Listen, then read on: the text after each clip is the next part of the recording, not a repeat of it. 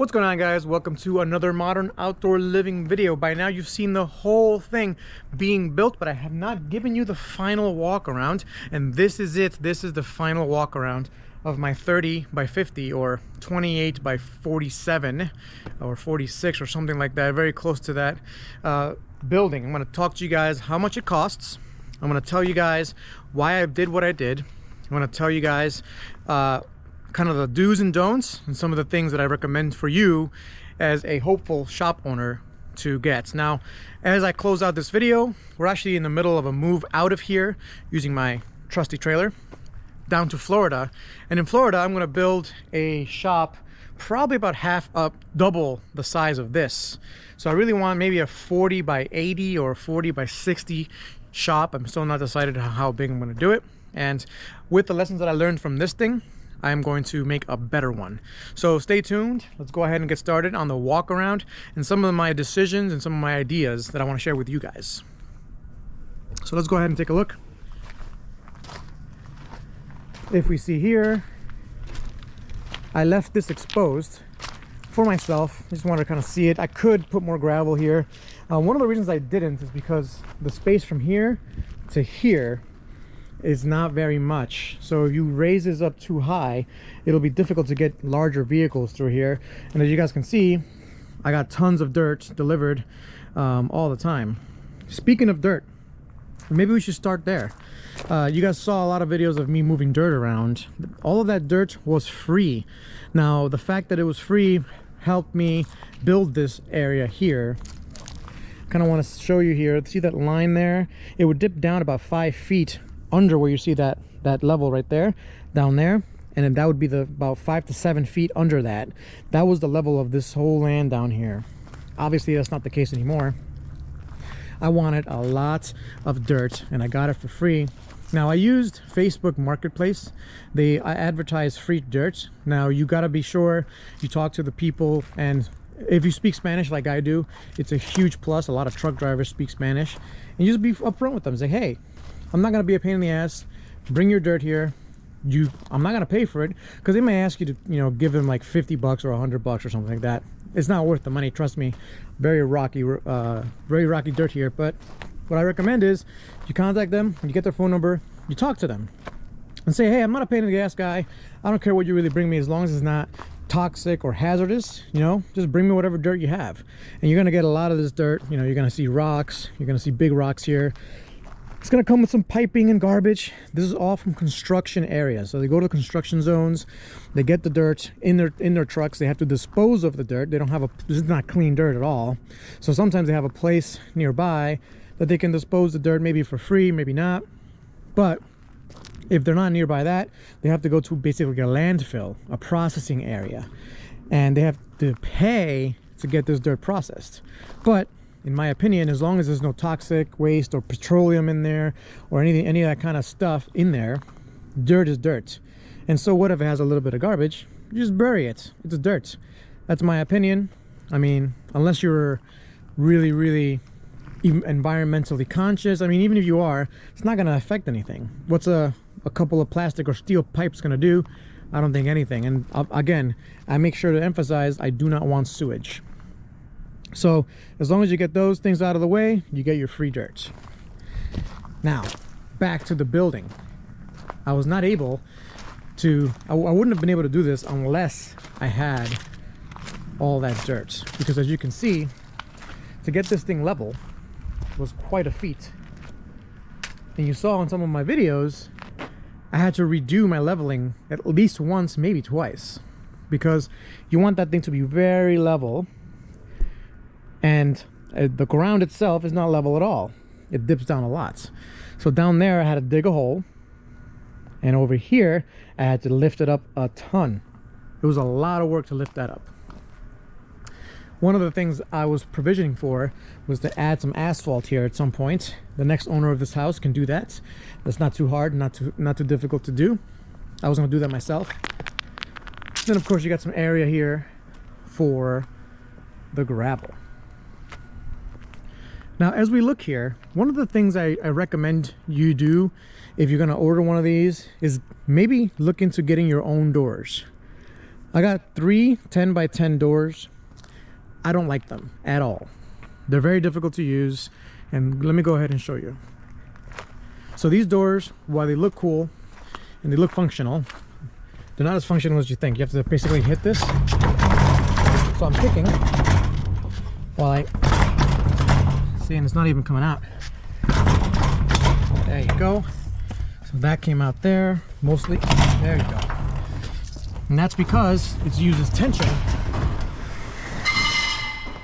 It uses tension to stay down. It's kind of a pain. I don't recommend these. I don't like these roll-up doors at all. This is the hole that it uses. Yeah. If I was gonna do it all over again, the doors would be something that I got myself, or I would upgrade to something, maybe a chain hoist. And my friends told me all this already, but I said, I don't need any automatic opener. I'm gonna tell you, you're gonna want an automatic opener. If you're gonna be using this door, even if every once in a while, to park your car there, get out, open the door, park the car, and then fight with the door to get it closed, that's pretty annoying. Let's take a look over here on this side.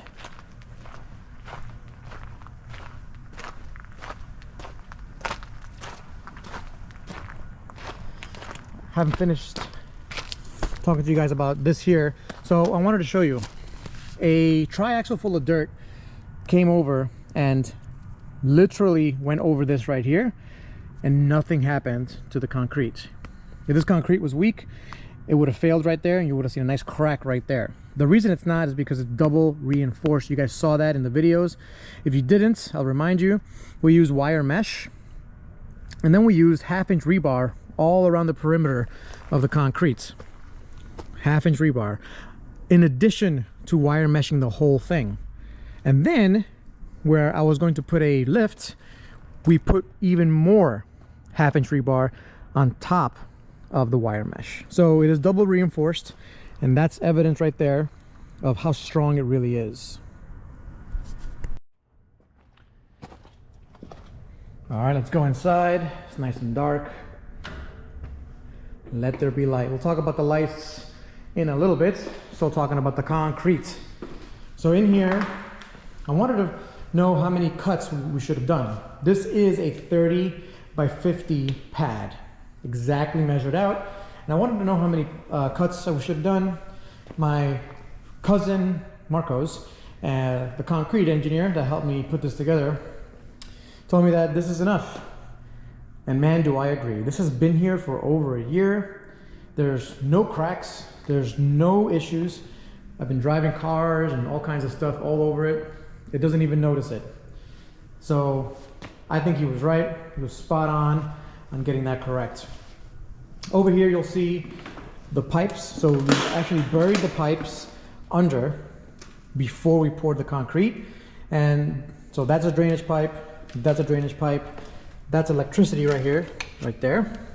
Sorry, that's electric or internet. And this is electric. So this could be used for electric or internet. The reason I have that here, separate from electric, is if you're running Ethernet, you should not run it next to your electricity. There could be some interference from what I understand. That's why I did that. This right here is the water hose. So water can be connected outside. So drainage, internet, electricity, and water. That's what I did there. Now, continuing on with the electricity, electric here was run by me. So this is pretty decent wire there. That's standard wire you get from Home Depot. Runs to this junction box. And from there, we run this conduit. Now you can get this from Home Depot or Lowe's or any hardware store. These run, they're not that expensive. They have all the electricity inside. Very useful. So continuing on, I put on receptacles in almost every corner. Tons and tons of corners there. Now as we take a look at the overall building, this right here, so this is a 13-foot wall, and it's about 15 to 16 feet at the top there. So it's a fairly large building. I designed it that way, again, due to cost. If you go to garagebuilder.com, I believe it's called. You can get an estimate. You can design your building and take a look at it. And some of the things that I got, you know, may or may not have been a mistake. So taking a close look at these beams here, this is how they build it. These are very strong. You can get a 14 gauge or 12 gauge. So 14 gauge is a little thinner on the inside. 12 gauge is obviously a little thicker. I went for the 12 gauge. We do get lots of snow here in Pennsylvania, so this is thicker tubing. One of the problems with thicker tubing is, especially when you're doing your own electrical work, you see you have to drill in yourself.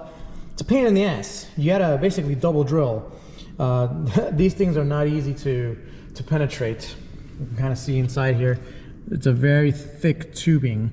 So now, if you're gonna be drilling a lot into these things, maybe you go for the 14 gauge.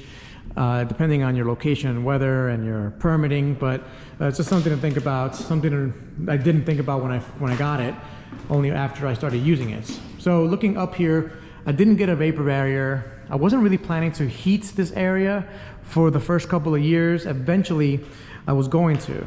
And if you're going to heat the interior of your shop in a cold climate, you're going to want to put a vapor barrier. And most people recommend a vapor barrier against the sheet metal. You could do either against the sheet metal or over the insulation. You can get different types of insulation as well.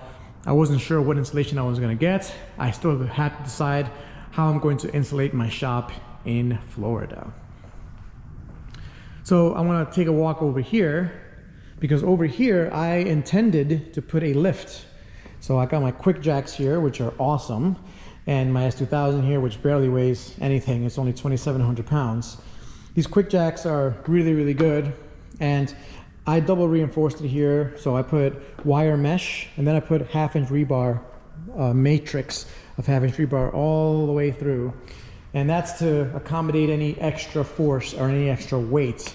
Now again, this is a 6 to 8-inch slab, depending on some of the undulations of under it. Mostly 6-inch slab, 8-inch slab actually. So it's at least 8 inches on the sides and 6 inches in the middle. And I did that to make sure this thing had a lot of strength. Now you see the shimmering floor. The floor shimmers a little bit. I put a sealant on this. I did a video on that as well in this series, and it came out really good. This is a year later, a full year after this did its job. It's really protecting the floor, and it came out really good. I like the way it looks. I really do. And I've been able to wipe off, you know, oil, for example, and antifreeze comes right off. Not a big deal at all. If I were to do this differently, however, I'm not sure if I would do steel. If I was going to insulate this, and if I was going to screw in a lot of things to the inside of the walls, it's a lot easier to screw things into wood than it is to steel. And that's something to consider. Like I said, I got super thick steel tubing, which makes it even harder. But it's just something to consider. Again, I don't know if I'm going to go with wood or steel. I'm still debating that. Steel is very strong. It doesn't rust. It doesn't rot either. There's no termite damage that can get it. So this is something to think about. The other thing I would say is you can never build big enough. Most people would say, oh, I'm never going to use as much space. But you never have enough space. Especially if you're like me, you like to have a bunch of cars and, you know, a bunch of projects and things like that. You're never going to have enough space. Build as big as you can do it. Let's take a look outside and show you why this is as big as I could have gone. Here we are on the outside, and as you can see, we had to dig down into there, put a ton of gravel there for drainage purposes, obviously, and it drains all the water around it. But not just that, we had to dig into it because the ground slopes that way. If I wanted to make it bigger, I would have had to dig a lot deeper here, and it would be quite a large hole to get into whatever garage I made there. So I couldn't stretch it out much to the left, and I wanted to keep that shed. So, well, and also if I built it out that way some more, it would be basically like building a tower. So even there, as you can see, it's pretty raised up. That's about from where I'm standing here, to there, believe it or not, that's about 8 feet, 6 to 8 feet above this level. I didn't believe it myself, but when I was building it, we measured it out because we had to, and that's what it was. So if I was to build that way, I would be a lot taller. Additionally, it would be very difficult to go through and allow any vehicles through there. And I really like that space right there. Since you saw the inside already, some of my thoughts. I like the wainscoting. I do recommend it. Makes it look distinctive and better. I recommend getting gutters. Definitely recommend getting gutters. It's something that I didn't think about until afterwards. These windows, very nice to have. I didn't put enough windows. Depending on how you're going to use your interior space, you may want to think about doing that. The other thing I would say is I would get better quality windows. These windows are not very good. Pretty cheap. And here's what it looks like back here. Now I could have built back further, but as you can see, the ground dips down a lot back here, and if I built back further, I'd have to do a lot more terraforming, and I already did a lot here. I didn't want to do a lot more over there. One thing I'll say is that I put Sikaflex all around the perimeter. So actually my dad went around the entire perimeter on the inside and the outside to keep the water out. That's worked very well. And I like the space back here, just in case I want to put a little pad back here, put something back here. I have the space to do it. And again, drainage area is very important. All of this is drainage. And these are all the trees we knocked down. It was a lot of trees. That's a piece of concrete from when we poured it. And here we are on this side. One thing I recommend, again, with those gutters, you'll get a lot less water buildup on this side. I probably would have come over a little bit farther over to basically get the least amount of concrete as possible on this side. Just something of a recommendation. And I definitely recommend paying attention to your drainage. Pretty deep plant of leaves there. One thing to consider as well, like I said, get better doors, but you're going to want a strip of rubber. It'll help mitigate water entrance into your garage floor. I've had a lot of water entrance after that. No problems at all. I mean, you get a little drips here and there, but not a big deal. Then the last thing I'll say that I would consider is putting a drainage on this corner. So I sloped the entire concrete ever so slightly, very slightly sloped to this corner. So it's a little bit higher up. It's about 1.5 inches higher in that corner than it is here. And the reason I did that is I want all of the water, let's say I'm hosing something off, draining something, if I bring a wet car in, I want all that water to flow down to this side. And then I failed in making a proper drainage right here. I have drainage over there, not here. So if I would have done it over again, I would have included the drainage when we poured the concrete. That would have made life a lot easier. Finally, talking about concrete, I would have sloped the front of this pad. I would have sloped it downward, just ever so slightly, so that, again, that water doesn't get into the garage. That's pretty much it, guys. I hope you enjoyed this walkthrough, this final walkthrough of this garage. Other things I would do, I mean, put lighting on the side. I would seal it up, obviously insulation. I don't like foam insulation unless you use closed cell foam, and then you're going to cover it. If you're going to cover the closed cell foam with either plywood or sheetrock, I would do that. I think I'm going to do that in my new shop when I build it. But I recommend these. I'll put all the links in the bottom of the description, all of the videos, the video series, everything that has to do with this shop, I will put in the video series. I wanted to do this walkthrough before I left here. I am here. This is my last 10 days with my shop. So it's kind of bittersweet. I'm looking forward to it, and I'm looking forward to putting a lot more videos out for you guys. I hope you guys enjoyed this whole series. I certainly did, and I thank each and every one of you for watching, hitting that like button, and subscribing. Thanks for watching, guys. I'll catch you next time. Peace.